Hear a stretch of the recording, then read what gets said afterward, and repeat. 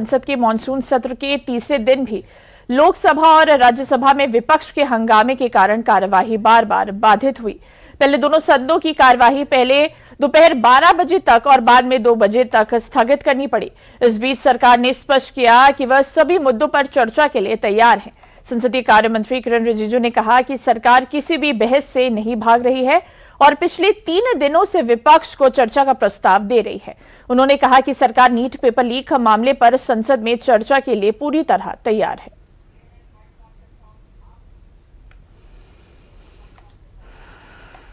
दिनों से सरकार की ओर से हमने ऑफर किया हुआ है। मैं औपचारिक तौर पर आज फिर माननीय स्पीकर महोदय आपके साथ से अब सुनिए ना, आपने बात कहा है तो सुनिए ना।